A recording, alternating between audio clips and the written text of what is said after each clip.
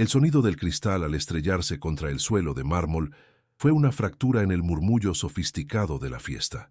Un silencio denso y repentino se apoderó del ático mientras todas las miradas se clavaban en la mancha oscura que se expandía como una herida sobre la inmaculada alfombra persa. Era un zumo de arándanos, un rojo violento que parecía sangre contra los tonos crema del tejido. A su lado, de rodillas, estaba Sofía, con el uniforme de limpieza que la hacía casi invisible minutos antes y que ahora la convertía en el epicentro de la catástrofe. Su hijo, Mateo, un niño pequeño y frágil de apenas 7 años, permanecía paralizado a su lado, con los ojos muy abiertos y el vaso vacío aún en su mano temblorosa. El aire se cargó de una tensión insoportable, una humillación pública que se cocinaba a fuego lento bajo las luces de diseño y las miradas acusadoras de la élite de Madrid, esperando la inevitable sentencia de la dueña de todo aquello, Isabela de Alarcón. Isabela se movió con la lentitud depredadora de quien sabe que posee el control absoluto de la situación. No gritó, no alteró el gesto. Su rostro, una máscara de fría aristocracia, no traicionaba emoción alguna, pero sus ojos azules eran 2 fragmentos de hielo. Se detuvo frente a la mujer arrodillada y su voz, baja y cortante, resonó en el silencio sepulcral con una crueldad calculada. ¿No entiendes que hay lugares donde gente como vosotros simplemente no encaja? Cada palabra fue una bofetada invisible, que hizo que el rostro de Sofía ardiera en vergüenza. Las lágrimas pugnaban por salir, pero ella las contuvo, tragándose el nudo de desesperación que le oprimía la garganta. Solo atinó a balbucear una disculpa, mientras sus manos, ásperas por la lejía, intentaban inútilmente contener el avance de la mancha, exponiendo su impotencia ante la riqueza y el desprecio que la rodeaban. Fue entonces cuando la voz pequeña pero clara de Mateo rompió la tensión. El niño, que había observado la escena con una seriedad impropia de su edad, levantó la vista hacia el rostro impasible de Isabela. No lloraba, no mostraba miedo, solo una extraña y profunda comprensión en su mirada inocente. Mi mamá dice que los corazones rotos son más difíciles de limpiar que las alfombras. La frase, de una simpleza demoledora, cayó en el salón como una piedra en un estanque helado. Por un instante, solo un instante, la coraza de Isabela se resquebrajó. Un espasmo casi imperceptible sacudió su mandíbula perfectamente delineada. Nadie más pareció notarlo, pero ella sintió el impacto como una descarga eléctrica, una verdad tan pura y tan afilada que atravesó 20 años de muros defensivos y tocó una herida que ella creía muerta y enterrada. El shock la dejó sin palabras, vulnerable ante un niño que acababa de leer su alma. La fiesta se disolvió en un murmullo incómodo. Los invitados, sintiendo que el espectáculo había terminado de una forma extraña e imprevista, comenzaron a despedirse con excusas apresuradas. Sofía, aprovechando la confusión, tomó a su hijo de la mano y huyó de aquel ático que se había convertido en una cámara de tortura emocional. Corrió por los pasillos de servicio, con el corazón latiéndole desbocado por la humillación, pero también con una extraña oleada de orgullo por la valentía de su pequeño. Mientras tanto, en el salón ahora casi vacío, Isabela permanecía inmóvil, con la mirada fija en la mancha roja de la alfombra. Pero ya no veía el zumo derramado. Veía otra cosa, un recuerdo borroso y doloroso que las palabras del niño habían arrastrado desde las profundidades de su memoria. El silencio del lujoso apartamento se volvió opresivo, un eco de su propia soledad, un vacío tan vasto y frío como el mármol bajo sus pies. Días después, Isabela no conseguía sacudirse la sensación de desasosiego. Las palabras de Mateo resonaban en su cabeza como un mantra persistente, una y otra vez. Desde el ventanal de su oficina, que dominaba la ciudad como un nido de águila, su mirada se perdió en el pequeño parque de abajo, y entonces los vio. Sofía y Mateo estaban sentados en un banco, compartiendo un bocadillo. Vio cómo ella le ajustaba la bufanda al niño con un gesto lleno de ternura, cómo reían juntos, creando una burbuja de felicidad simple y perfecta en medio del frío invierno madrileño. La imagen era un puñal directo a su corazón blindado, una calidez, una conexión tan pura y real que ella no había sentido en décadas, si es que alguna vez la había sentido. Un anhelo doloroso y desconocido la invadió mientras los observaba, preguntándose por qué la visión de aquella madre y su hijo, dos extraños insignificantes, la estaba destrozando por dentro. Isabela de Alarcón era la personificación del éxito, una figura tallada en hielo y acero que dirigía el imperio de alta perfumería Alarcón Lux, con una precisión implacable. Su vida transcurría en un ático en la calle Serrano, un espacio tan minimalista y frío como su propia alma, donde cada objeto de diseño gritaba riqueza, pero susurraba una soledad abrumadora. Se movía por el mundo enfundada en trajes sastre que funcionaban como una armadura, con el cabello recogido en un moño perfecto que no admitía ni un solo pelo fuera de lugar y una mirada que podía congelar las ambiciones más audaces. Para el mundo era una triunfadora, una mujer que lo tenía todo. Sin embargo, tras esa fachada de control absoluto, se escondía un vacío tan profundo que amenazaba con devorarla. Su riqueza no era una bendición, sino los barrotes de la jaula de oro más sofisticada de Madrid, una prisión que ella misma había construido para mantener a raya un dolor antiguo y enquistado. Desde el incidente en la fiesta, algo se había roto en su interior.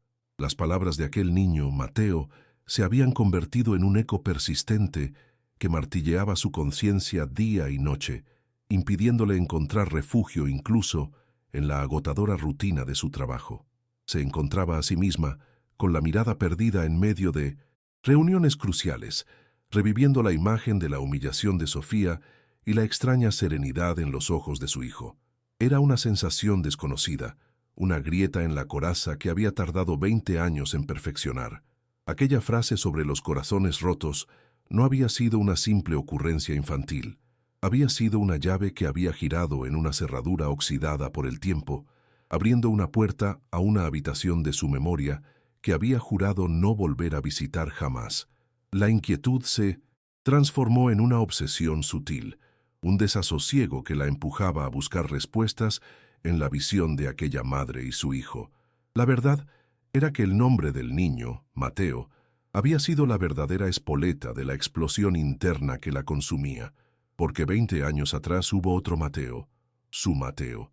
El recuerdo la asaltaba en oleadas de pánico helado, el olor a lluvia en el asfalto, la melodía infantil que sonaba en la radio del coche, el peso de la somnolencia tras un largo día de trabajo. Y entonces, el destello de una notificación en su teléfono móvil, una distracción de apenas un segundo que fue suficiente para que el mundo se hiciera pedazos en un chirrido ensordecedor de neumáticos y un estallido de cristales. El silencio que vino después fue lo más aterrador que había experimentado en su vida, un silencio que lo llenaba todo, un silencio que se había tragado la risa de su hijo para siempre. Ella conducía. Esa simple frase era la sentencia que se repetía cada día. Desde entonces, el veneno que había marchitado su capacidad de sentir. Toda su vida posterior a esa tragedia había sido una elaborada estrategia de supervivencia emocional. Su frialdad no era una característica innata, sino un escudo forjado en las llamas de una culpa insoportable. Tras perder a su hijo, Isabela hizo un pacto consigo misma. Nunca más volvería a permitirse amar, nunca más volvería a ser vulnerable. El amor, en su mente, se había entrelazado inseparablemente con el dolor de la pérdida. Construyó su imperio con la misma determinación con la que levantó los muros alrededor de su corazón, utilizando el trabajo y el poder como un anestésico para el alma. Humillar a Sofía no había sido un acto de pura maldad, sino una reacción instintiva y desesperada para alejar a esa imagen de maternidad pura que era un espejo insoportable de su propio fracaso. Ver a ese pequeño Mateo, tan frágil y tan valiente, era una tortura que amenazaba con demoler toda su estructura defensiva. Ahora, desde la atalaya de su oficina, observaba a Sofía y Mateo en el parque, una escena de amor cotidiano que para ella era tan exótica y dolorosa como una obra de arte perdida. El anhelo que sentía era una punzada física, una sed desesperada de algo que creía haber enterrado junto a su hijo. Un impulso irracional y peligroso comenzó a crecer en su interior, la necesidad de proteger a ese niño, de acercarse a ese calor humano que tanto la repelía y la atraía al mismo tiempo. Estaba tan absorta en su tormento, en esa batalla entre su pasado y un futuro incierto, que no se percató de que no era la única que observaba. Desde las sombras de su propio imperio, su cuñado Javier la vigilaba, interpretando su extraña fijación no como una herida que sangraba, sino como una grieta en la armadura, una debilidad que podría ser la clave para arrebatarle todo por lo que había luchado.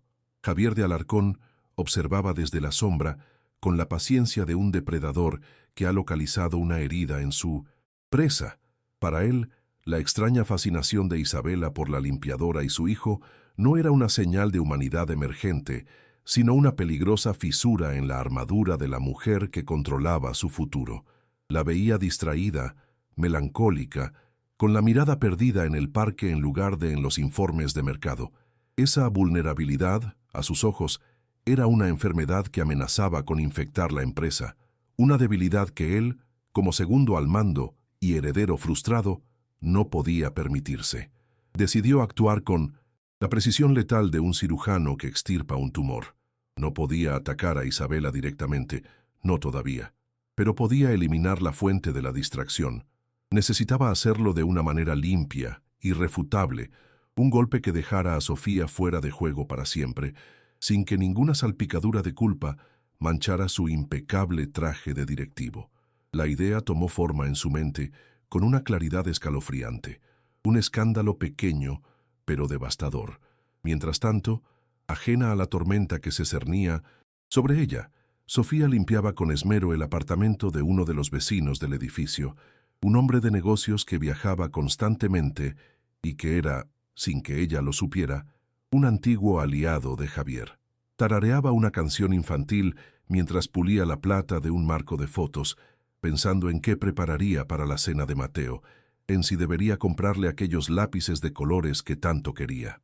Su mundo era un microcosmos de preocupaciones sencillas y afectos gigantescos, un universo contenido en los abrazos de su hijo y la esperanza de un mañana un poco menos difícil.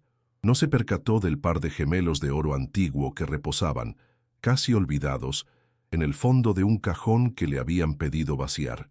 No vio la mano invisible que había preparado el escenario, ni sintió la red que se cerraba a su alrededor, una trampa urdida con la frialdad de quien considera a las personas meros peones en un tablero de poder y ambición.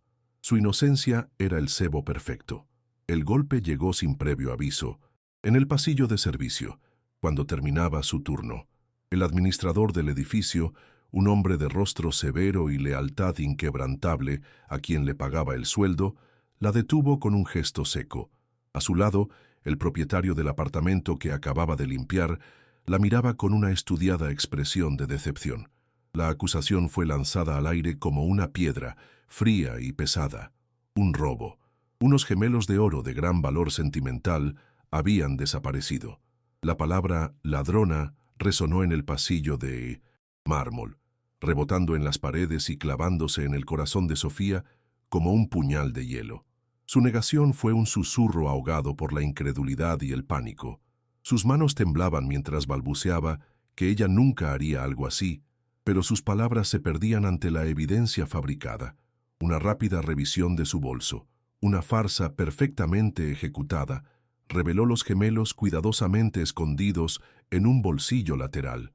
El shock paralizó sus lágrimas, dejándola expuesta a una humillación pública, una injusticia tan abrumadora que le robó el aliento. La expulsión fue un desfile silencioso y brutal. Escoltada por un guardia de seguridad como si fuera una delincuente común, Sofía tuvo que recoger sus escasas pertenencias del pequeño piso de servicio bajo la mirada curiosa y acusadora de otros empleados. Cada objeto que metía en una caja de cartón parecía gritar su fracaso, su vergüenza. El uniforme que una vez representó su sustento ahora se sentía como el traje de un prisionero.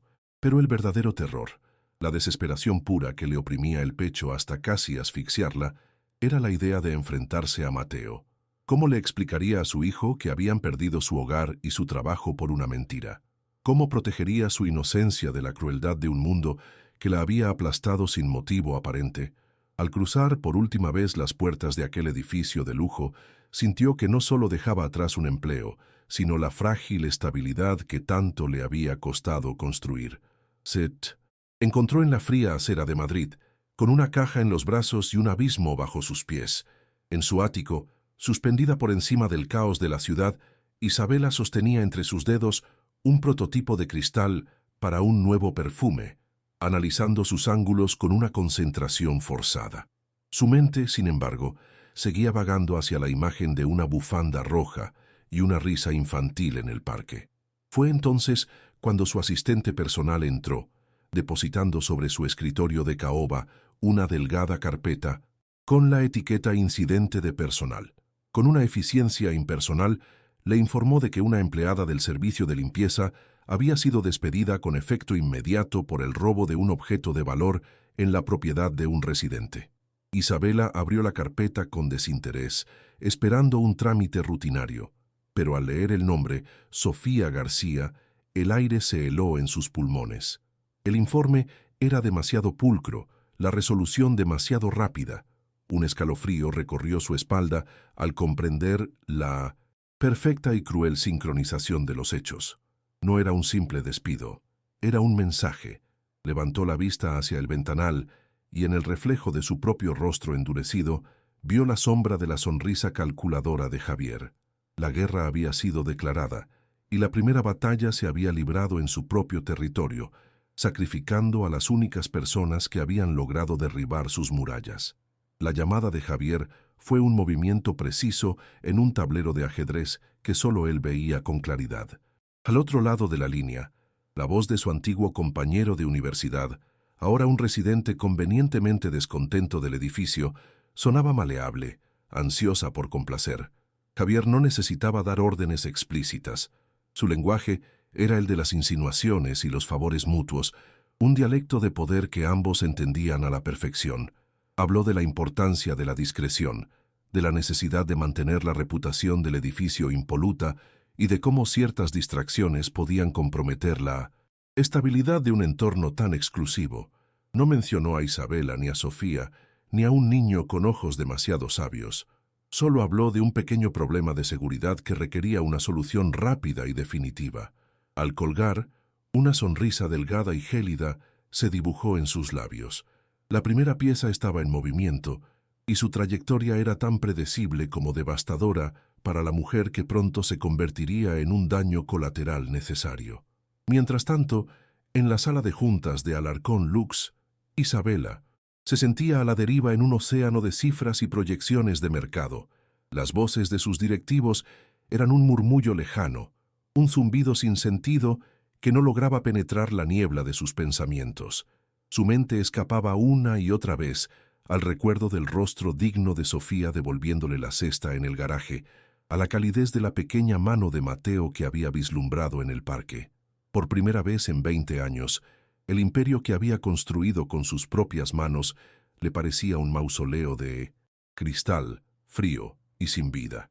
Sentía un anhelo tan agudo que era casi un dolor físico, una sed de algo real en su mundo de artificios. No se percató de las miradas de reojo que intercambiaban los miembros del consejo, ni del sutil veneno que Javier había estado goteando en sus oídos durante días, pintando su extraña melancolía como el preludio de un colapso nervioso que ponía en riesgo el futuro de la compañía. Sofía, completamente ajena a las maquinaciones que se tejían en los despachos de lujo, limpiaba con una dedicación que era casi una forma de oración. El apartamento del señor Velasco era uno de sus favoritos. Siempre estaba ordenado y olía a libros viejos y a madera de cedro. Mientras pulía una estantería, su mente estaba ocupada con planes sencillos y vitales: el disfraz de superhéroe que Mateo quería para el carnaval del colegio, la receta de lentejas de su abuela que le prepararía para la cena, el pequeño ahorro que estaba acumulando para poder llevarlo a ver el mar por primera vez. Su mundo era un delicado equilibrio de esfuerzo y amor, una fortaleza construida con los ladrillos de la rutina y la esperanza. Sus ojos pasaron por encima de un par de gemelos dorados que descansaban en el fondo de un cajón sin darles mayor importancia. concentrada en dejar cada superficie reluciente, sin saber que su esmero y su inocencia la estaban convirtiendo en el blanco perfecto de una crueldad inimaginable. La trampa se cerró con una brutalidad silenciosa y eficiente. Justo cuando Sofía terminaba su jornada, el señor Velasco apareció en el pasillo, su rostro una máscara de indignación perfectamente ensayada. A su lado, el administrador del edificio la observaba con una frialdad acusadora. La palabra robo fue pronunciada con un peso que aplastó el aire a su alrededor. Unos gemelos, una herencia familiar de valor incalculable, habían desaparecido. La negación de Sofía fue un hilo de voz, un susurro roto por la incredulidad y un pánico helado que le atenazaba la garganta.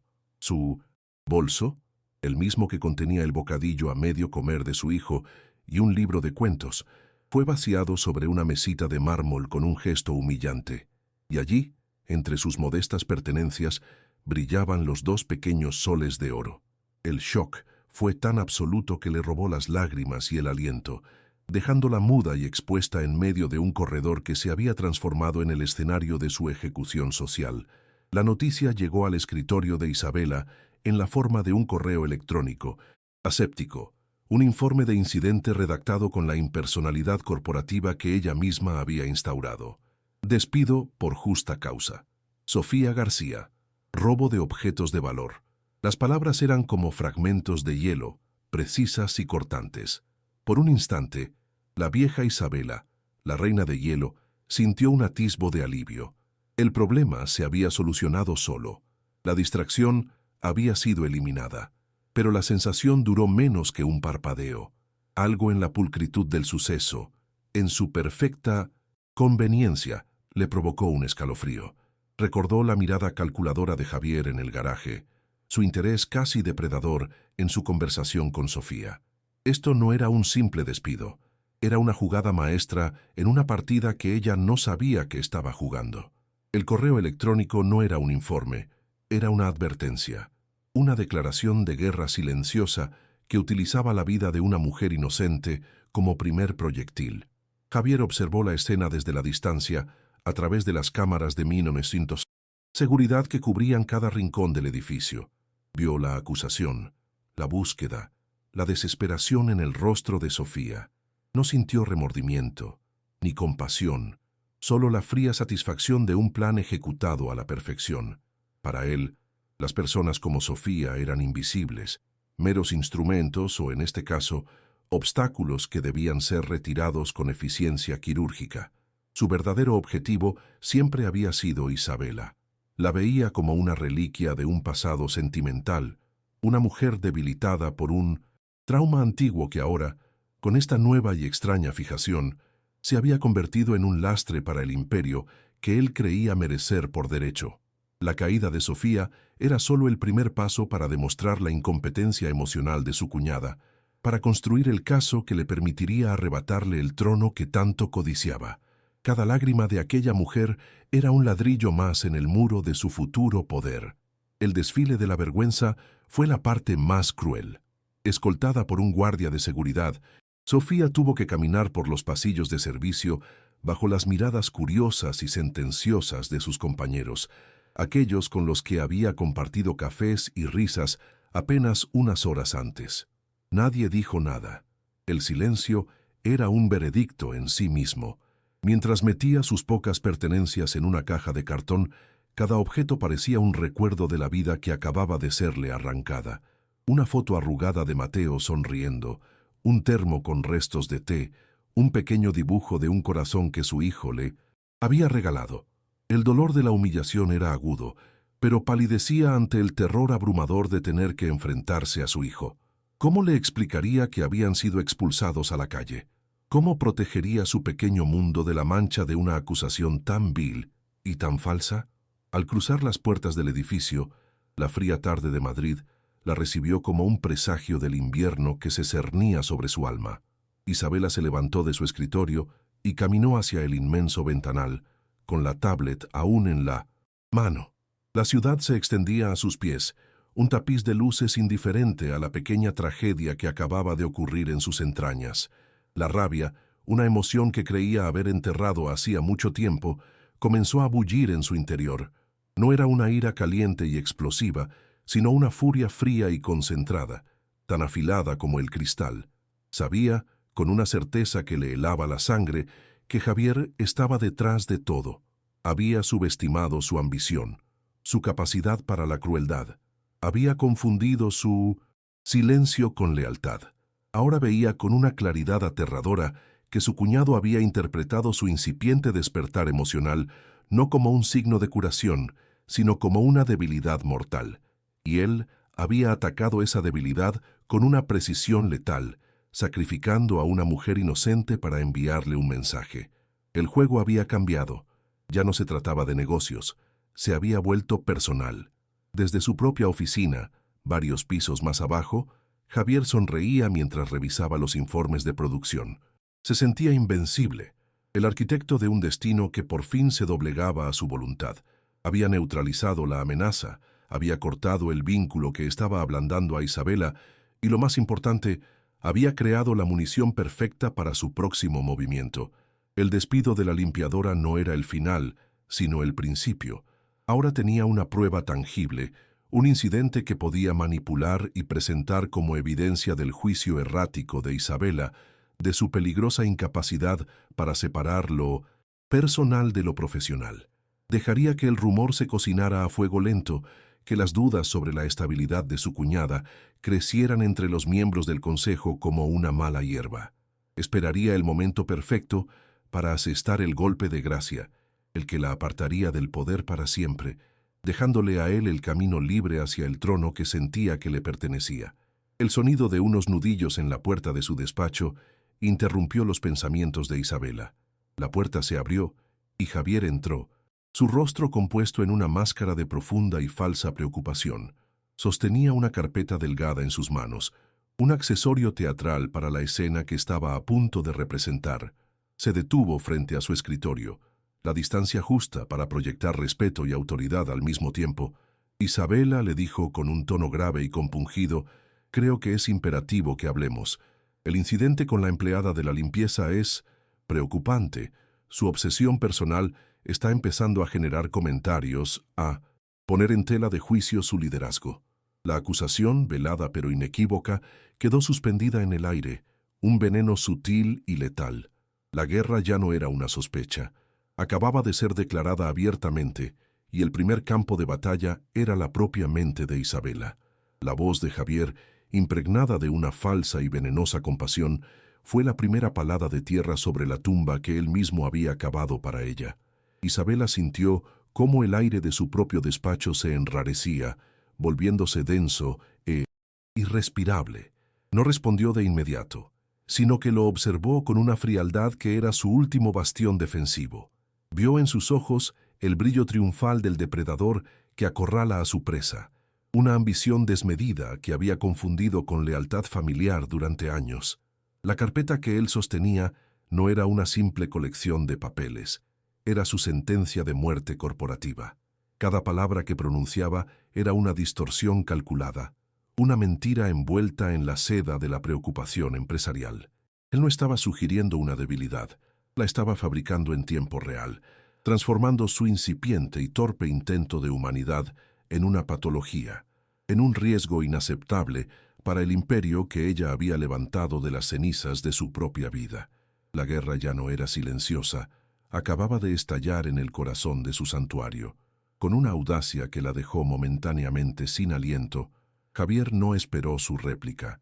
Anunció, con el tono de quien cumple un deber doloroso pero necesario, que había convocado una junta de emergencia del Consejo de Administración. El motivo, según sus palabras, era evaluar la capacidad de liderazgo de Isabela ante lo que describió como una serie de decisiones erráticas y una preocupante desconexión de la realidad empresarial. Desplegó su ofensiva con una precisión quirúrgica, enumerando sus supuestos fallos, las reuniones en las que la habían visto ausente, con la mirada perdida en el parque, las preguntas insólitas sobre el personal de servicio, algo impropio de su cargo, y la prueba final, el pago anónimo de una factura hospitalaria exorbitante para el hijo de una empleada recién despedida. Cada hecho, sacado de contexto y envenenado con insinuaciones, la pintaba no como una mujer que despertaba de un largo letargo emocional, sino como una líder inestable al borde del colapso. Isabela intentó contraatacar, recurriendo al arsenal de autoridad y desdén que también había manejado durante 2 décadas. Su voz, aunque tensa, era un filo de acero. Calificó sus acusaciones de insolentes y absurdas, un intento patético de insubordinación. Pero sus palabras, por primera vez, parecieron rebotar inofensivamente contra la armadura de certeza que Javier había construido. La mención del pago del hospital la descolocó por completo. ¿Cómo lo sabía? La única explicación era que la había estado espiando, violando su privacidad, convirtiendo sus movimientos en munición para su propio ascenso. Esa comprensión fue como una grieta en su fachada de control. La rabia se mezcló con una sensación de vulnerabilidad que la hizo sentir desnuda y expuesta. El suelo bajo sus pies, que siempre había sido de un mármol sólido y firme, comenzaba a sentirse como arenas movedizas, amenazando con tragársela. Comprendió con una claridad aterradora que Javier no había improvisado. Aquella emboscada era el resultado de semanas, quizás meses, de una cuidadosa conspiración. Recordó entonces las conversaciones interrumpidas a su paso, las miradas evasivas de ciertos directivos, los informes que llegaban a su mesa con una extraña falta de detalle.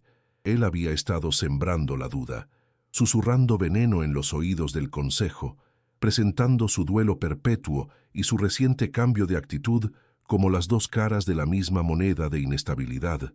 Intentó contactar a sus aliados más cercanos en la Junta, aquellos a los que había aupado y protegido, pero sus llamadas fueron recibidas con una frialdad cortés, con excusas vagas y promesas vacías.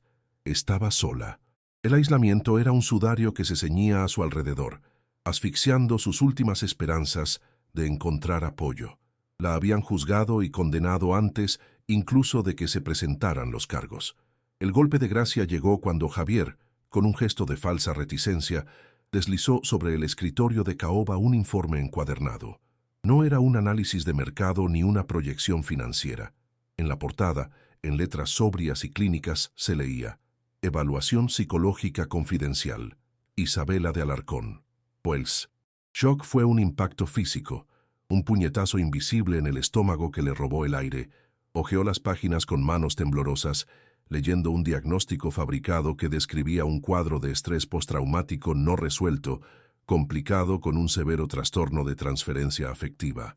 El informe, supuestamente encargado por un grupo de accionistas preocupados, utilizaba la muerte de su hijo Mateo como el pilar de su argumentación, presentando su interés por el otro niño como una peligrosa manifestación de su incapacidad para superar el pasado.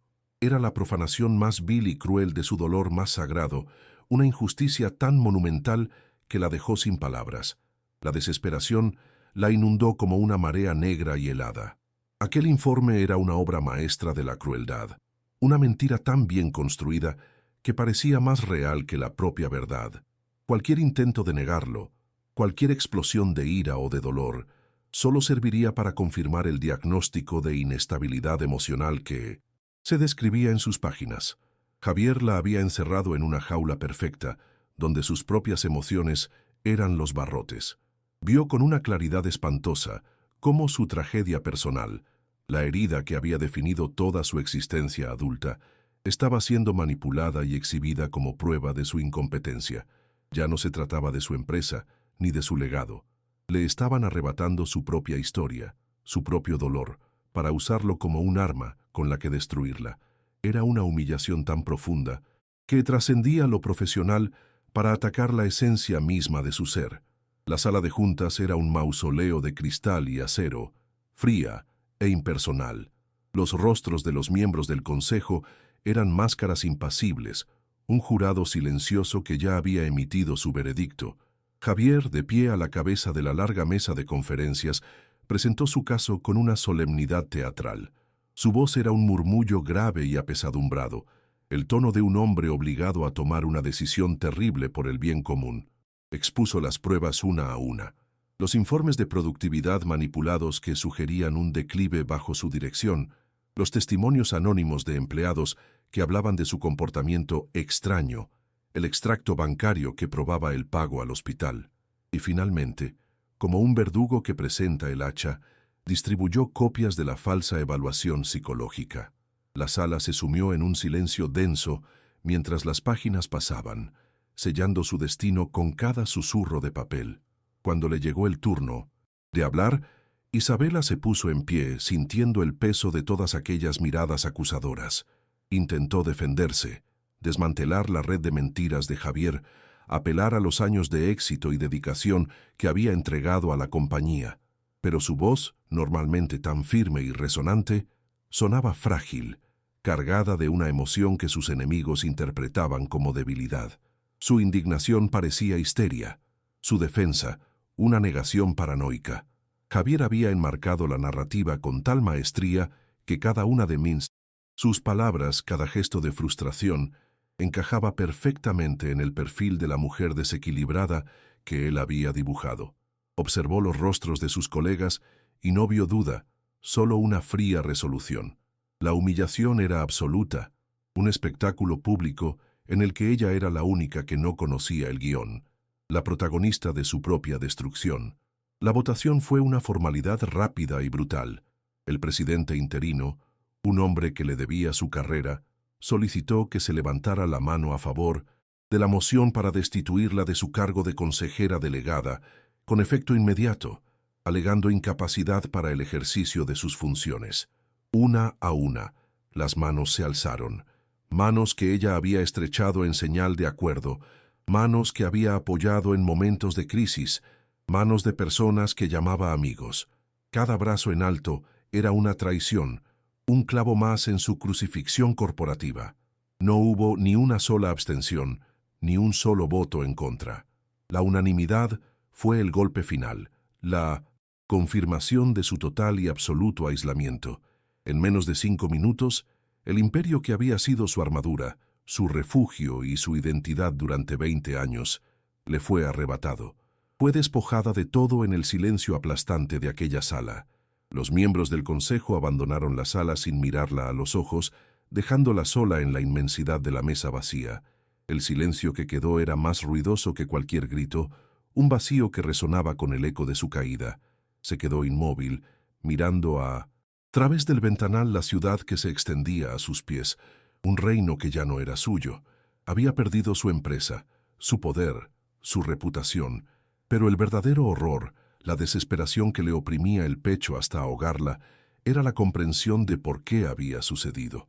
Había sido castigada no por un error empresarial, sino por un acto de compasión. Su intento de conectar, de sentir algo real por primera vez en 2 décadas, había sido la debilidad que Javier había explotado para destruirla. Al abrir una pequeña grieta en su corazón, para dejar entrar un poco de luz, había permitido que la oscuridad entrara y lo devorara todo. Todo estaba perdido. El silencio que siguió a su ejecución fue más violento que cualquier grito. Dejada atrás en la sala de juntas, un mausoleo de cristal y acero que ahora parecía obscenamente grande, Isabela sintió por primera vez el peso aplastante de su propia soledad. Las luces de Madrid, que antes contemplaba como la prueba de su dominio, ahora parpadeaban como joyas indiferentes a su caída, un recordatorio cruel de que el mundo seguía girando sin ella. Se acercó al ventanal y apoyó la frente en el cristal frío, viendo su propio reflejo superpuesto al de la ciudad. No vio al aseo de Alarcón Lux, sino a una mujer despojada de todo, una extraña en su propia vida. La humillación no había sido solo perder su imperio, había sido la revelación de que su armadura, forjada durante 20 años, se había hecho añicos con el primer y más torpe intento de sentir. Algo parecido a la compasión. Javier no solo le había quitado la empresa, le había robado la posibilidad de redención. Deambuló por su ático como un fantasma en un museo. Cada objeto de diseño, cada superficie pulida, cada obra de arte cuidadosamente seleccionada, le gritaba su fracaso. Su hogar, antes un símbolo de poder y control, ahora no era más que el escenario de su derrota, una jaula de oro cuyos barrotes eran más visibles que nunca.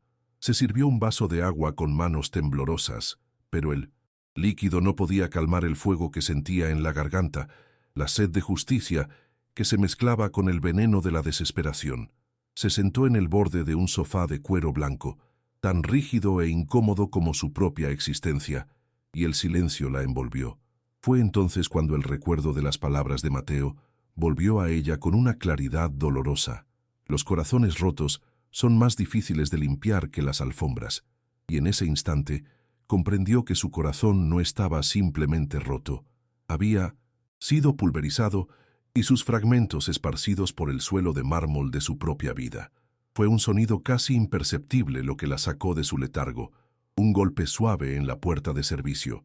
Con la energía de un autómata, se levantó y caminó hacia allí, esperando encontrarse con algún empleado despistado, pero al abrir, se encontró con el rostro arrugado y preocupado de Ricardo, el conserje.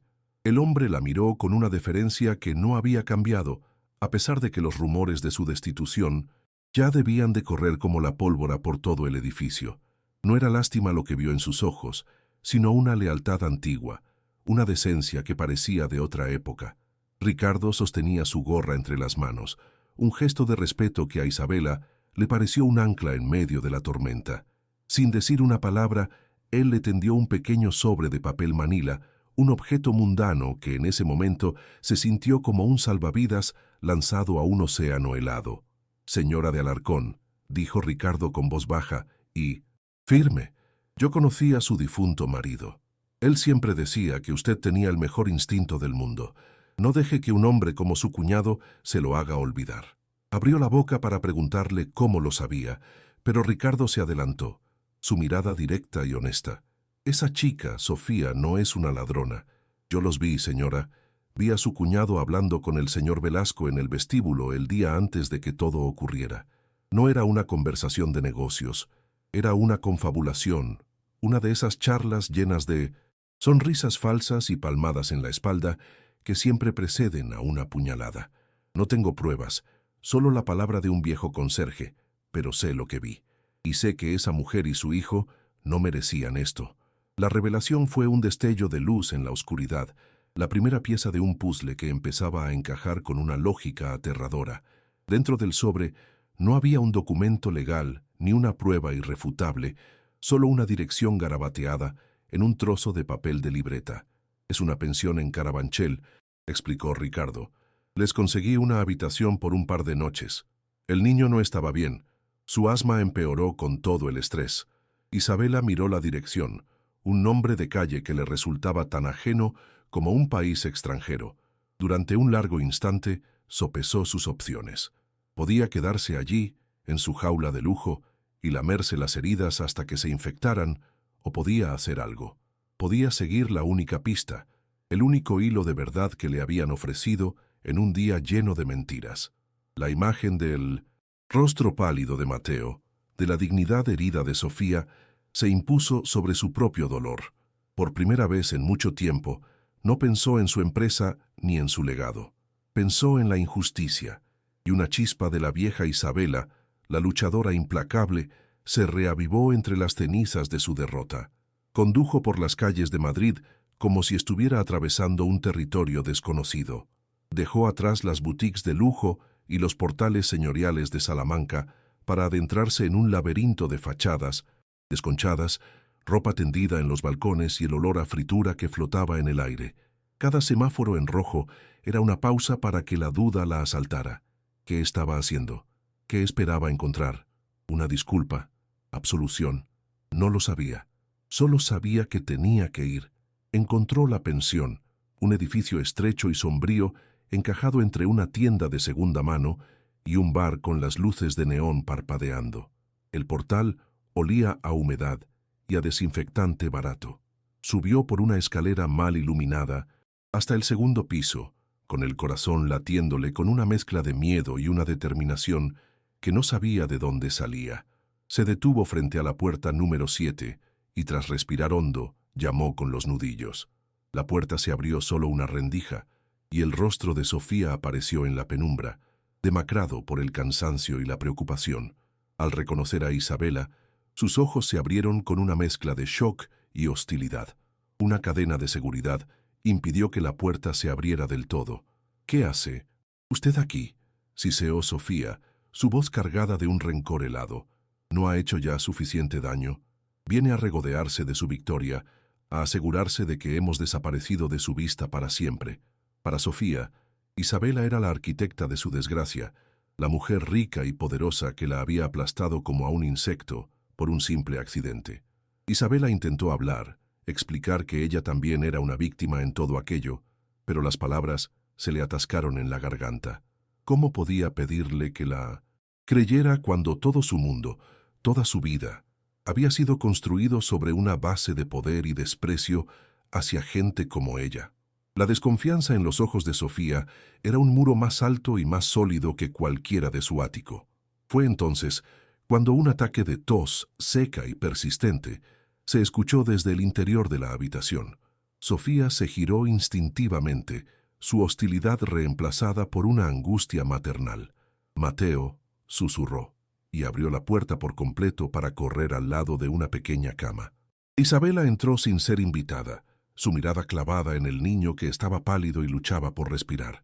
Fue entonces cuando Sofía, en su desesperación, soltó la bomba que lo cambiaría todo. Él la despidió, ¿sabe? Su cuñado, el señor Javier, vino a verme justo después. Me ofreció dinero para que me fuera de Madrid y no volviera a molestarla. Me dijo que usted estaba obsesionada, que era un peligro, y yo le creí. Pero antes de eso, el día anterior a que me acusaran, lo vi. Lo vi hablando con el señor Velasco en el vestíbulo, el hombre que dijo que le había robado. Se reían, como si compartieran un secreto sucio. La verdad, cruda y brutal, quedó suspendida en el aire viciado de la pequeña habitación. Mientras tanto, en la cima del Imperio Alarcón, Javier se sentaba en el despacho de Isabela, saboreando el poder que emanaba del cuero del sillón y la caoba del escritorio. Su victoria era total, absoluta, o eso creía. Con una sonrisa de suficiencia, intentó acceder al servidor central de la compañía, donde se guardaban las fórmulas secretas de los perfumes más exclusivos, el verdadero corazón del negocio.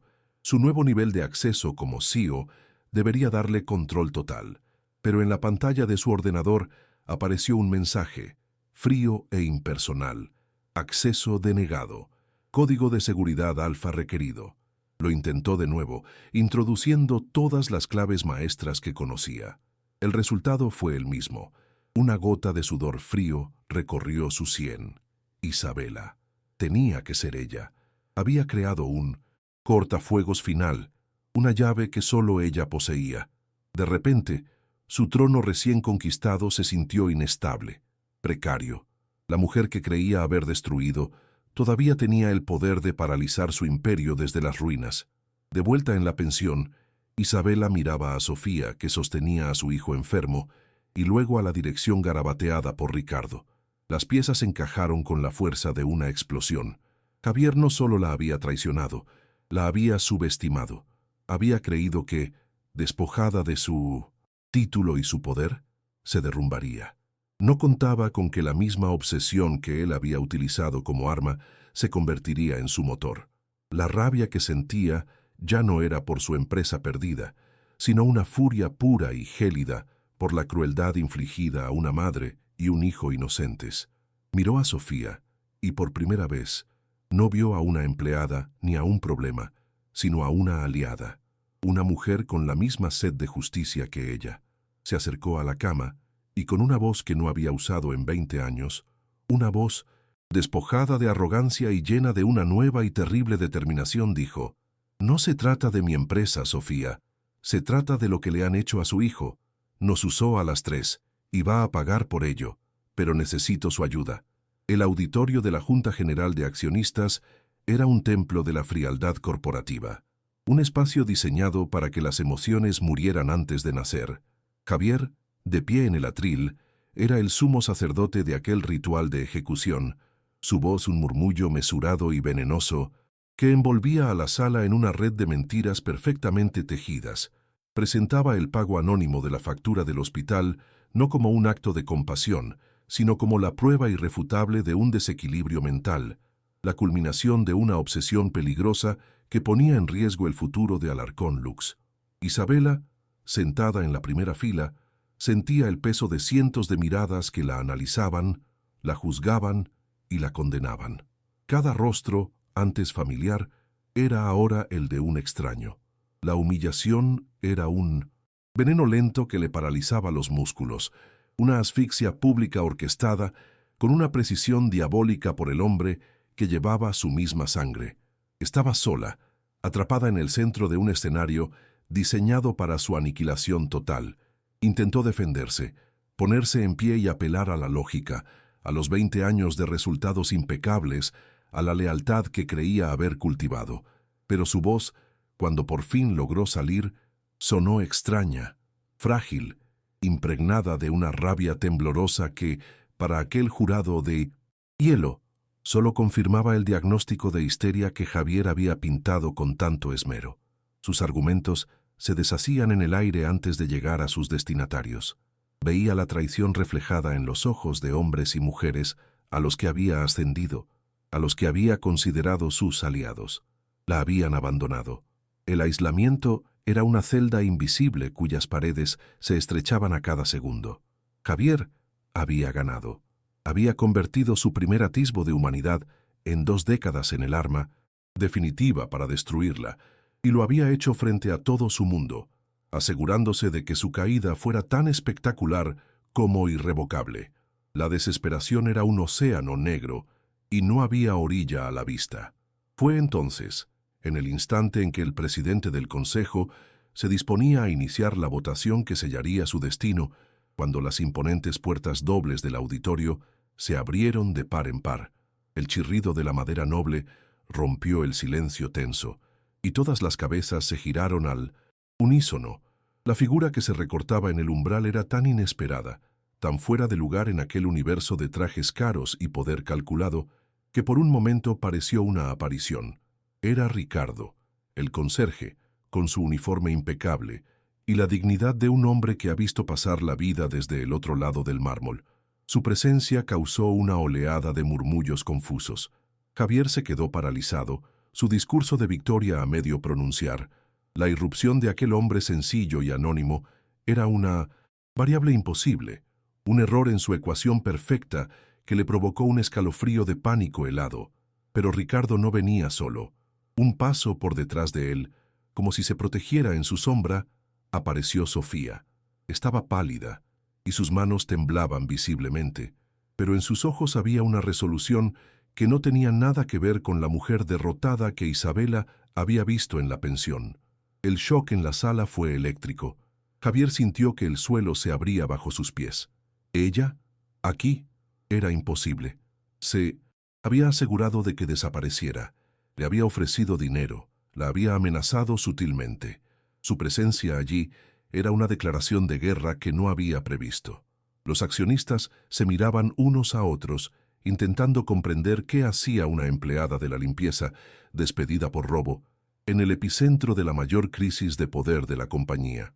La narrativa de Javier, tan cuidadosamente controlada, comenzaba a resquebrajarse bajo el peso de una realidad que se negaba a ser silenciada. Con una calma que desarmó a todos, Ricardo avanzó por el pasillo central, con Sofía siguiéndole de cerca.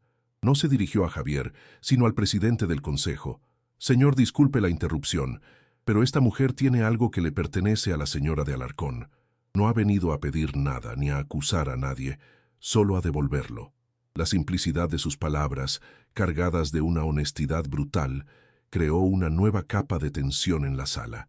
Javier intentó intervenir, pidiendo a seguridad que los escoltara fuera, tildando la escena de un circo patético, pero el presidente, intrigado, le hizo un gesto para que guardara silencio. Todos los ojos estaban ahora fijos en Sofía, en la mujer invisible que de repente se había convertido en el centro de atención, la pieza clave de un puzzle que nadie entendía todavía. Se detuvo frente a Isabela, sin atreverse a mirarla a los ojos. En su mano, Sofía sostenía un objeto pequeño y desgastado, un cochecito de juguete de madera, con la pintura roja casi desaparecida en los bordes por el paso del tiempo y el juego. Lo encontré en el trastero que me pidieron que vaciara. dijo con voz baja pero clara, dirigiéndose a Isabela por primera vez. Creí que querría conservarlo. Para los presentes era un gesto extraño, casi absurdo, un juguete viejo en medio de una batalla de miles de millones de euros. Pero para Isabela, aquel pequeño trozo de madera fue una detonación nuclear en el centro de su alma. El aire abandonó sus pulmones en una exhalación temblorosa. El mundo se desvaneció. Los rostros se volvieron borrosos y solo quedó aquel coche, el mismo que su hijo Mateo sostenía en sus manos pequeños segundos antes de que el mundo se hiciera añicos en un estallido de metal y cristal. El dique que había contenido 20 años de dolor se rompió en 1000 pedazos. Un sollozo desgarrador, un grito ahogado que nació de las profundidades de su ser, escapó de su garganta.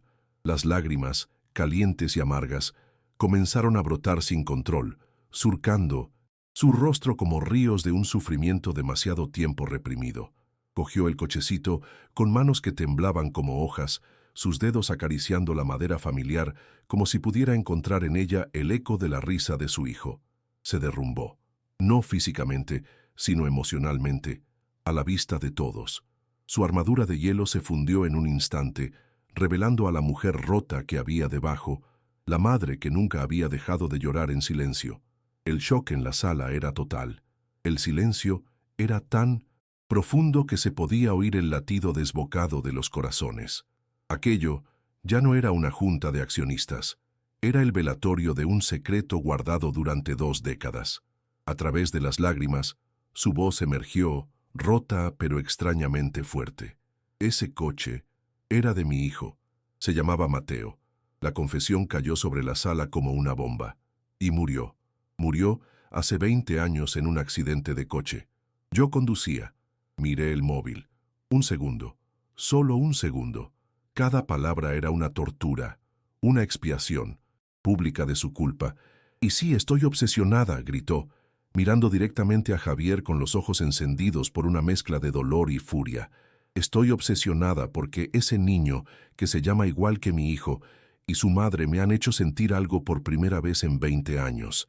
Me han recordado que tenía un corazón, aunque estuviera roto, y usted ha usado mi dolor, mi tragedia más sagrada, para intentar robarme lo único que me quedaba.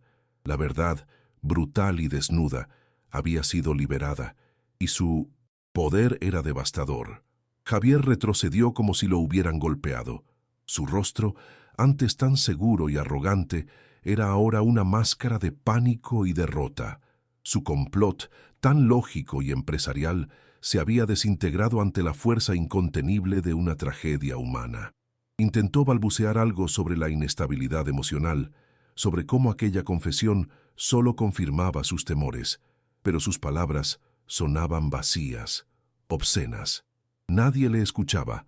Los miembros del consejo, los accionistas, todos miraban a Isabela, pero ya no veían a una CEO desequilibrada, sino a una madre consumida por el duelo, a una mujer que había sacrificado su alma en el altar de su empresa.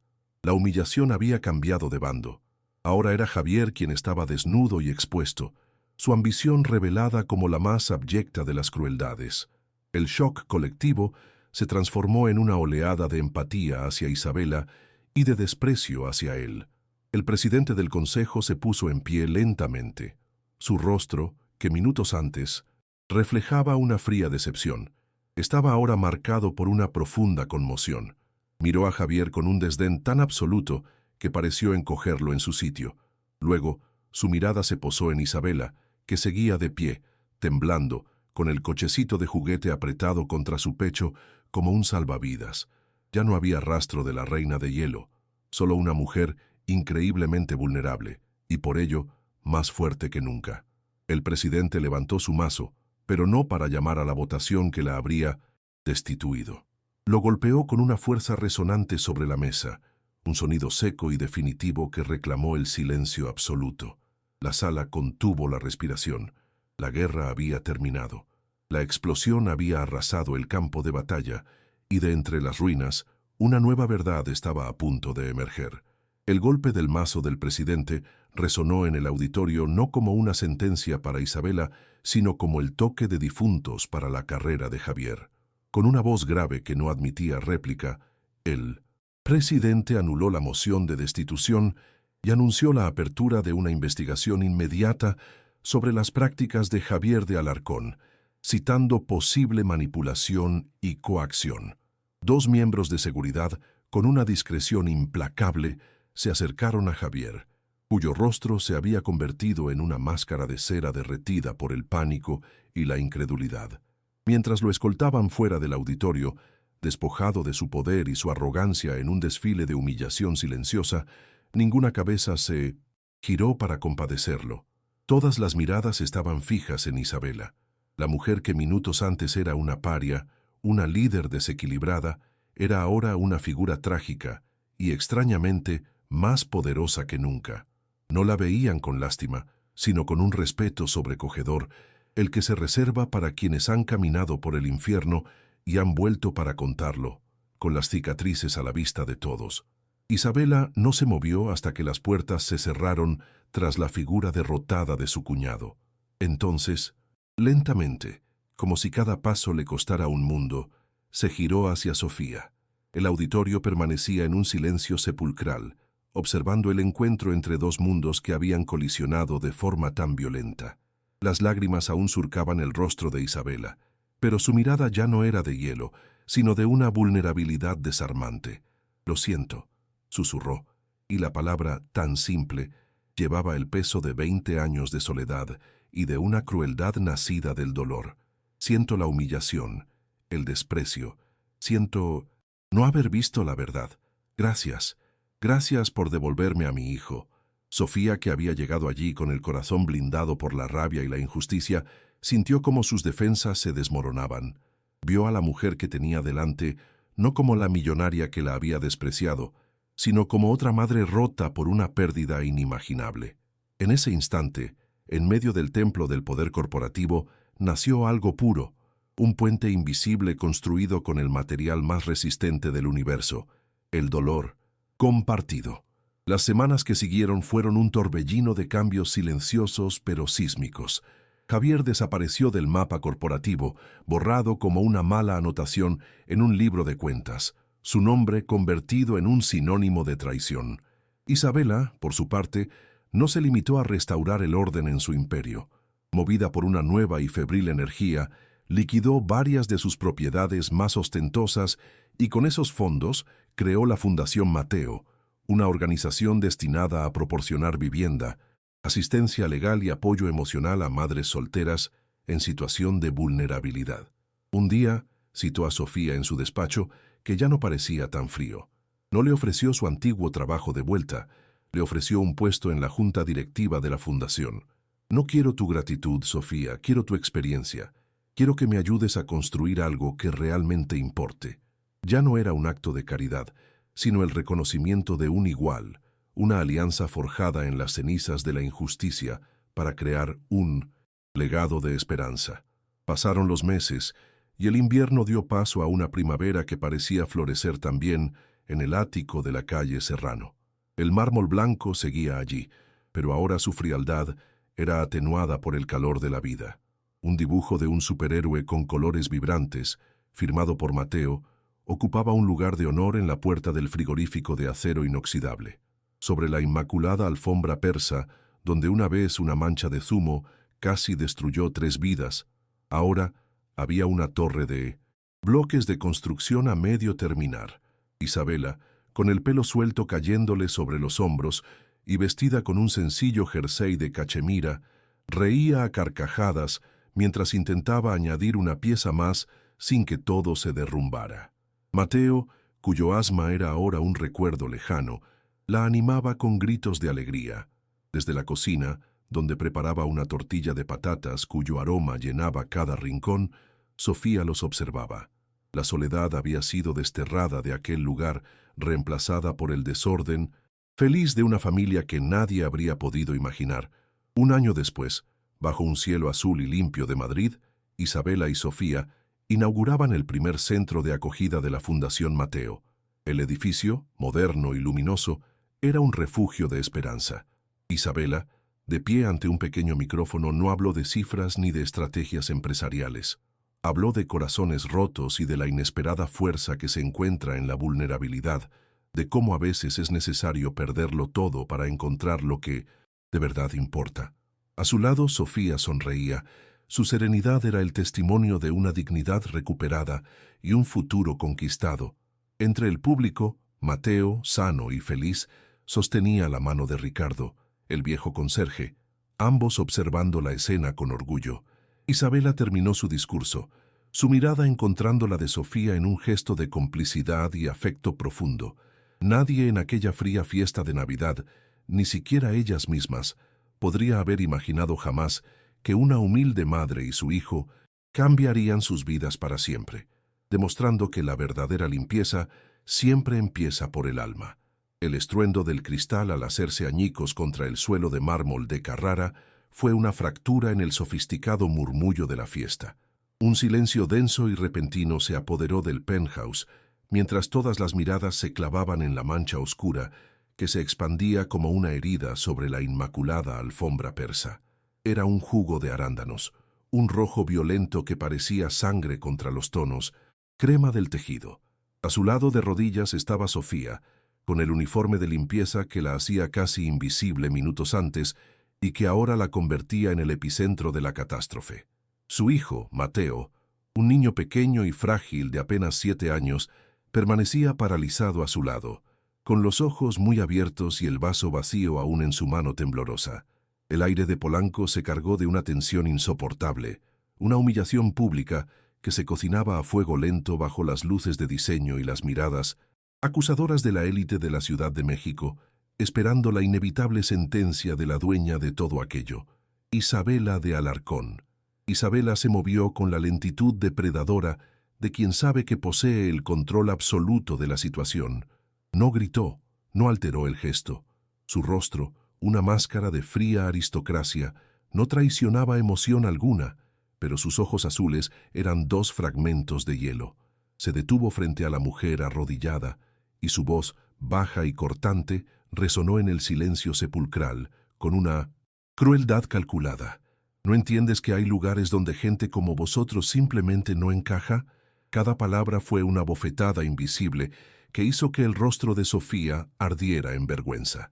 Las lágrimas pugnaban por salir, pero ella las contuvo, tragándose el nudo de desesperación que le oprimía la garganta.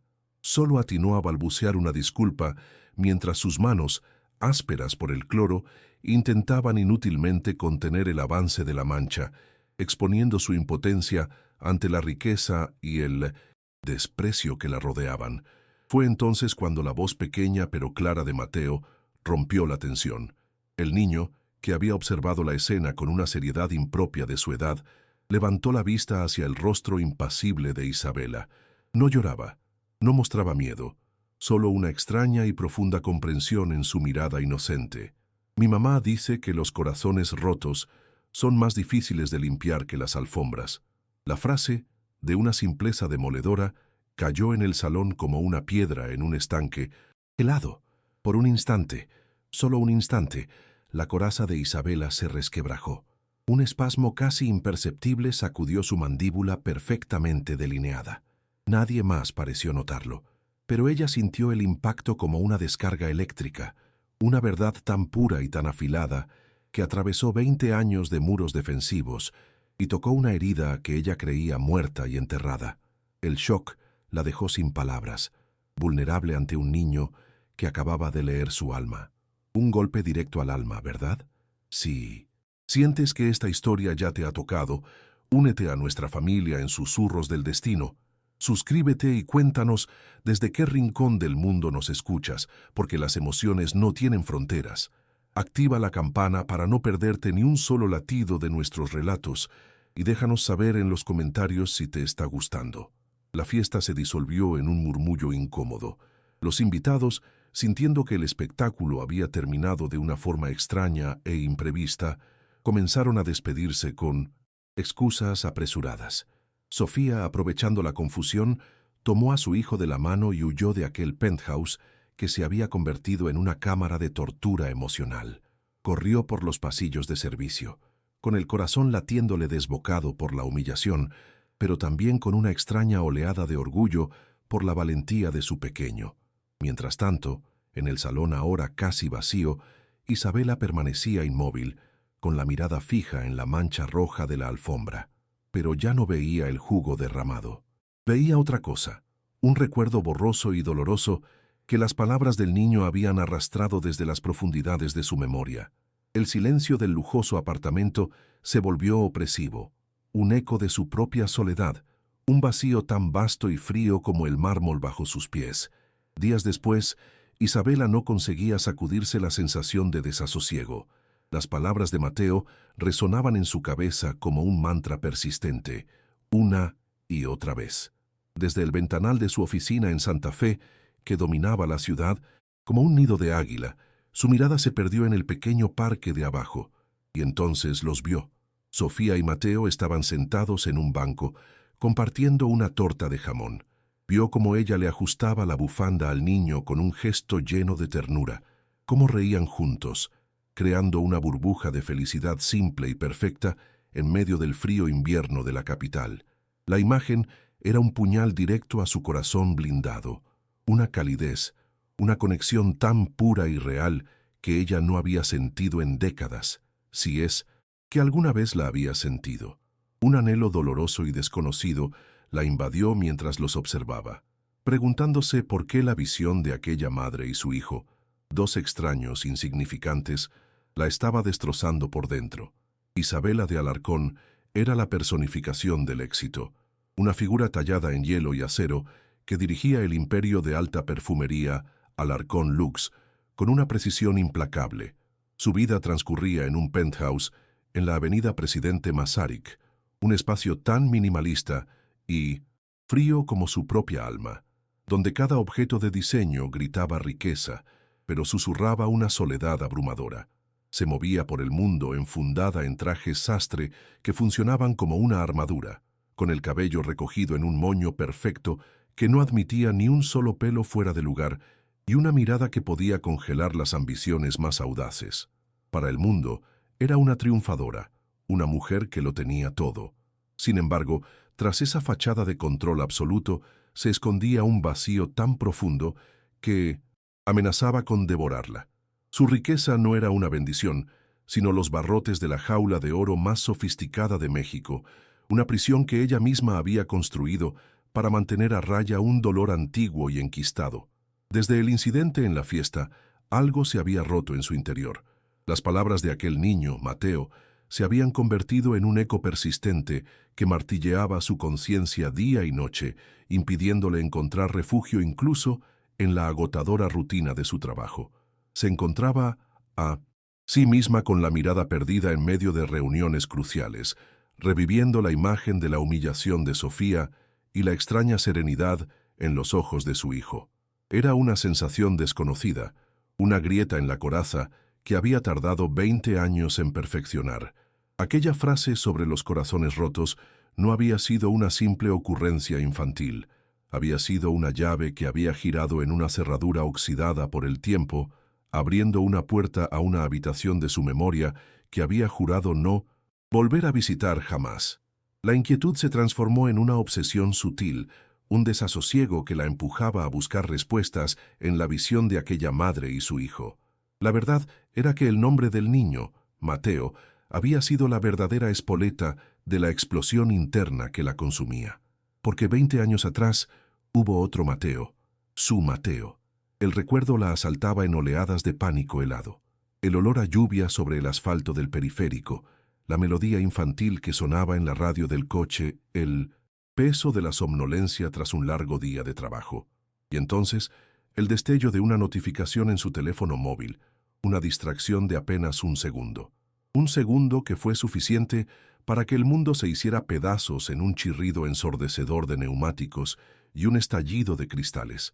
El silencio que vino después fue lo más aterrador que había experimentado en su vida.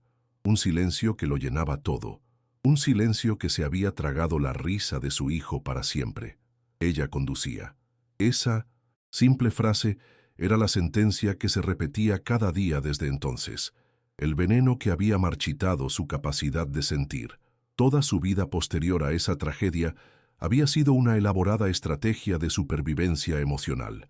Su frialdad no era una característica innata, sino un escudo forjado en las llamas de una culpa insoportable. Tras perder a su hijo, Isabela hizo un pacto consigo misma.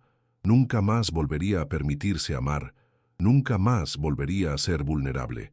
El amor, en su mente, se había entrelazado inseparablemente con el dolor de la pérdida. Construyó su imperio con la misma determinación con la que levantó los muros alrededor de su corazón, utilizando el trabajo y el poder como un anestésico para el alma. Humillar a Sofía no había sido un acto de pura maldad, sino una reacción instintiva y desesperada para alejar a esa imagen de maternidad pura que era un espejo insoportable de su propio fracaso. Ver a ese pequeño Mateo, tan frágil y tan valiente, era una tortura que amenazaba con demoler toda su estructura defensiva. Ahora, desde la atalaya de su oficina, observaba a Sofía y Mateo en el parque, una escena de amor cotidiano que para ella era tan exótica y dolorosa como una obra de arte perdida. El anhelo que sentía era una punzada física, una sed desesperada de algo que creía haber enterrado junto a su hijo. Un impulso irracional y peligroso comenzó a crecer en su interior. La necesidad de proteger a ese niño, de acercarse a ese calor humano que tanto la repelía y la atraía al mismo tiempo. Estaba tan absorta en su tormento, en esa batalla entre su pasado y un futuro incierto, que no se percató de que no era la única que observaba. Desde las sombras de su propio imperio, su cuñado Javier la vigilaba, interpretando su extraña fijación no como una herida que sangraba, sino como una grieta en la armadura, una debilidad que podría ser la clave para arrebatarle todo por lo que había luchado. Javier de Alarcón observaba desde la sombra con la paciencia de un depredador que ha localizado una herida en su presa. Para él, la extraña fascinación de Isabela por la limpiadora y su hijo no era una señal de humanidad emergente, sino una peligrosa fisura en la armadura de la mujer que controlaba su futuro. La veía distraída, melancólica, con la mirada perdida en el parque en lugar de en los informes de mercado. Esa vulnerabilidad, a sus ojos, era una enfermedad que amenazaba con infectar la empresa, una debilidad que él, como segundo al mando y heredero frustrado, no podía permitirse. Decidió actuar con la precisión letal de un cirujano que extirpa un tumor. No podía atacar a Isabela directamente, no todavía, pero podía eliminar la fuente de la distracción. Necesitaba hacerlo de una manera limpia, irrefutable, un golpe que dejara a Sofía fuera de juego para siempre, sin que ninguna salpicadura de culpa manchara su impecable traje de directivo. La idea tomó forma en su mente con una claridad escalofriante. Un escándalo pequeño, pero devastador. Mientras tanto, ajena a la tormenta que se cernía sobre ella, Sofía limpiaba con esmero el apartamento de uno de los vecinos del edificio, un hombre de negocios que viajaba constantemente y que era, sin que ella lo supiera, un antiguo aliado de Javier. Tarareaba una canción infantil mientras pulía la plata de un marco de fotos, pensando en qué prepararía para la cena de Mateo, en si debería comprarle aquellos lápices de colores que tanto quería. Su mundo era un microcosmos de preocupaciones sencillas y afectos gigantescos, un universo contenido en los abrazos de su hijo y la esperanza de un mañana un poco menos difícil. No se percató del par de gemelos de oro antiguo que reposaban, casi olvidados, en el fondo de un cajón que le habían pedido vaciar. No vio la mano invisible que había preparado el escenario, ni sintió la red que se cerraba a su alrededor, una trampa urdida con la frialdad de quien considera a las personas meros peones en un tablero de poder y ambición. Su inocencia era el cebo perfecto.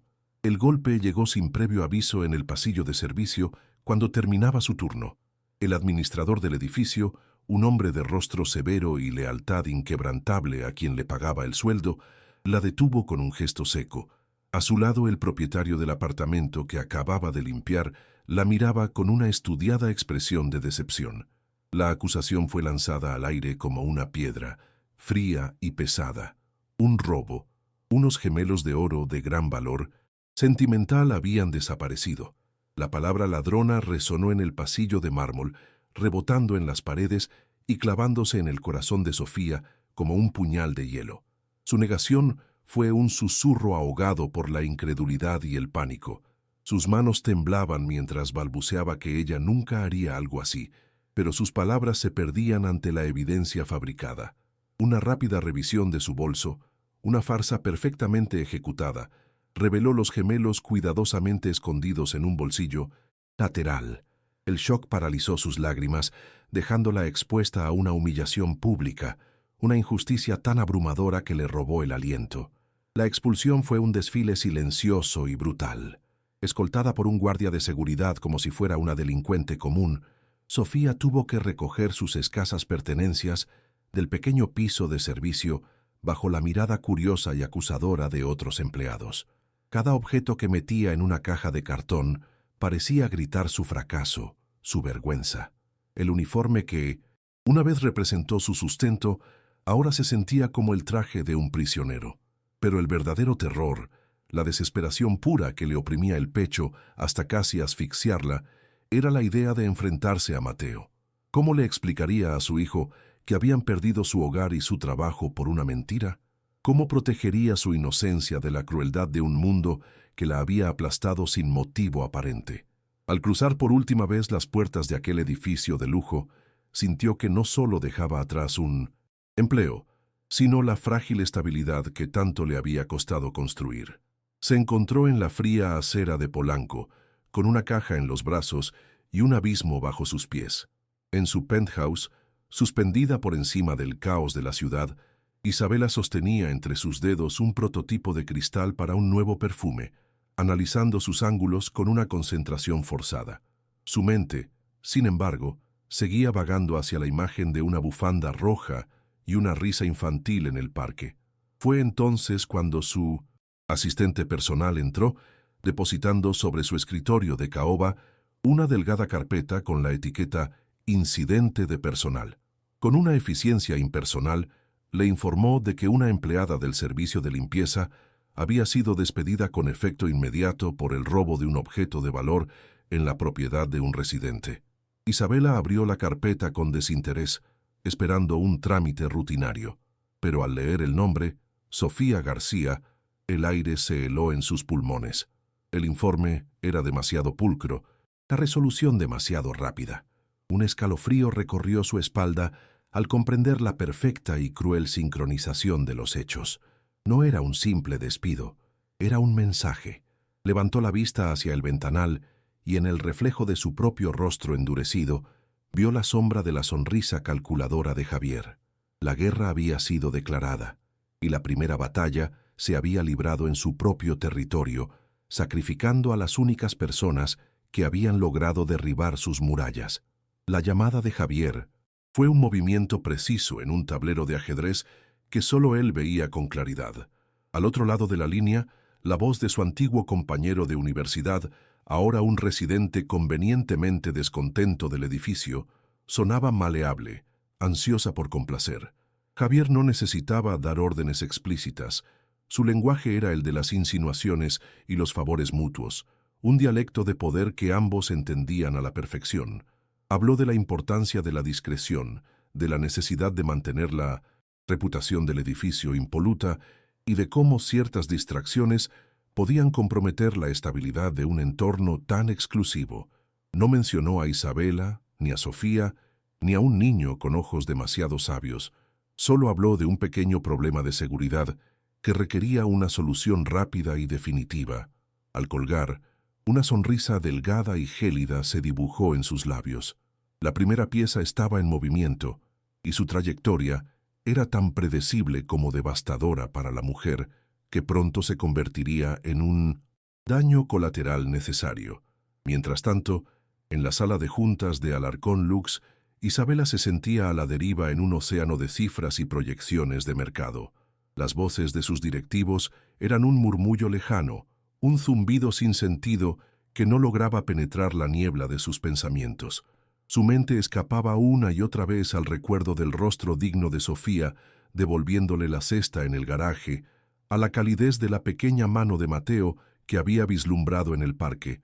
Por primera vez en 20 años, El imperio que había construido con sus propias manos le parecía un mausoleo de cristal, frío y sin vida. Sentía un anhelo tan agudo que era casi un dolor físico, una sed de algo real en su mundo de artificios.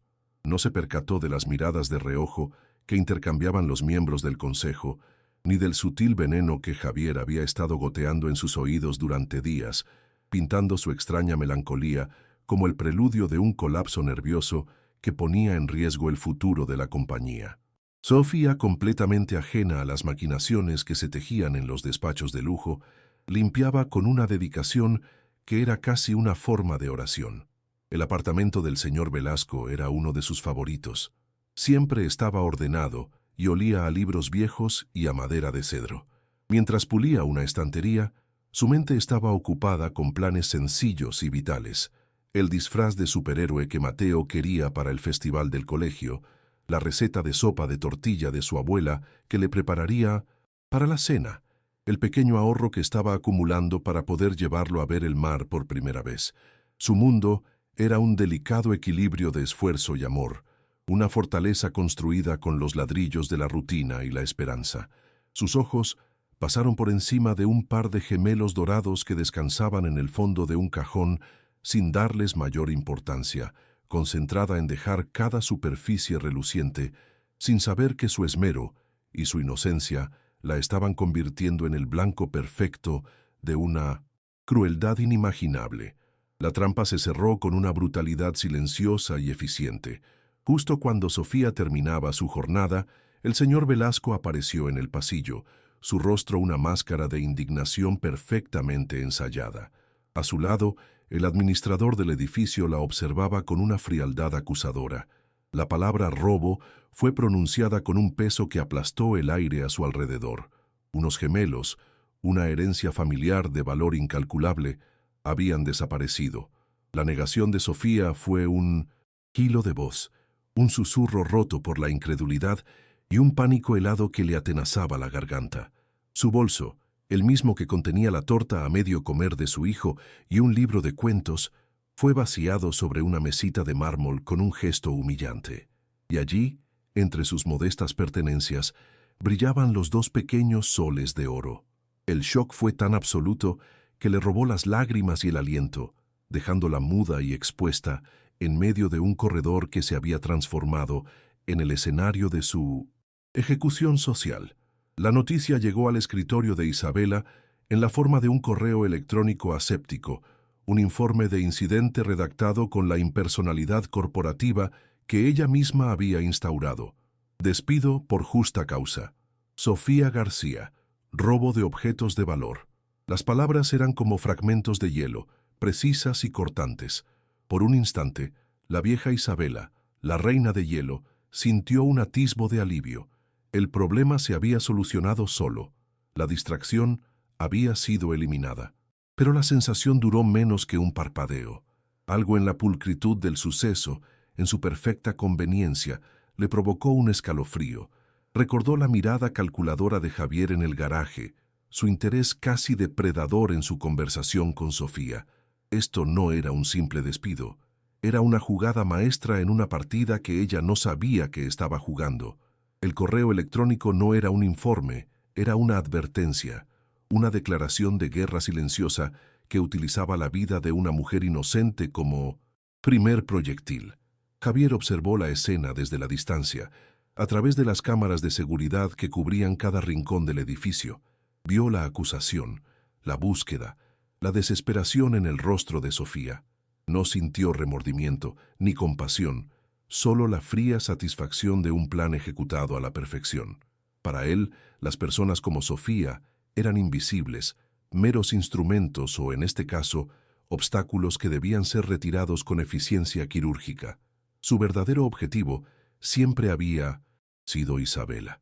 La veía como una reliquia de un pasado sentimental, una mujer debilitada por un trauma antiguo que ahora, con esta nueva y extraña fijación, se había convertido en un lastre para el imperio que él creía merecer por derecho. La caída de Sofía era solo el primer paso para demostrar la incompetencia emocional de su cuñada, para construir el caso que le permitiría arrebatarle el trono que tanto codiciaba. Cada lágrima de aquella mujer era un ladrillo más en el muro de su futuro poder. El desfile de la vergüenza fue la parte más cruel. Escoltada por un guardia de seguridad, Sofía tuvo que caminar por los pasillos de servicio bajo las miradas curiosas y sentenciosas de sus compañeros, aquellos con los que había compartido cafés y risas apenas unas horas antes. Nadie dijo nada. El silencio era un veredicto en sí mismo. Mientras metía sus pocas pertenencias en una caja de cartón, cada objeto parecía un recuerdo de la vida que acababa de serle arrancada. Una foto arrugada de Mateo, sonriendo, un termo con restos de té de manzanilla, un pequeño dibujo de un corazón que su hijo le había regalado. El dolor de la humillación era agudo, pero palidecía ante el terror abrumador de tener que enfrentarse a su hijo. ¿Cómo le explicaría que habían sido expulsados a la calle? ¿Cómo protegería su pequeño mundo de la mancha de una acusación tan vil y tan falsa? Al cruzar las puertas del edificio, la fría tarde de la Ciudad de México la recibió como un presagio del invierno que se cernía sobre su alma. Isabela se levantó de su escritorio y caminó hacia el inmenso ventanal, con la tablet aún en la mano. La ciudad se extendía a sus pies, un tapiz de luces indiferente a la pequeña tragedia que acababa de ocurrir en sus entrañas. La rabia, una emoción que creía haber enterrado hacía mucho tiempo, comenzó a bullir en su interior. No era una ira caliente y explosiva, sino una furia fría y concentrada, tan afilada como el cristal. Sabía, con una certeza que le helaba la sangre, que Javier estaba detrás de todo. Había subestimado su ambición, su capacidad para la crueldad. Había confundido su silencio con lealtad. Ahora veía con una claridad aterradora que su cuñado había interpretado su incipiente despertar emocional no como un signo de curación, sino como una debilidad mortal, y él había atacado esa debilidad con una precisión letal, sacrificando a una mujer inocente para enviarle un mensaje. El juego había cambiado. Ya no se trataba de negocios, se había vuelto personal. Desde su propia oficina, varios pisos más abajo, Javier sonreía mientras revisaba los informes de producción. Se sentía invencible, el arquitecto de un destino que por fin se doblegaba a su voluntad.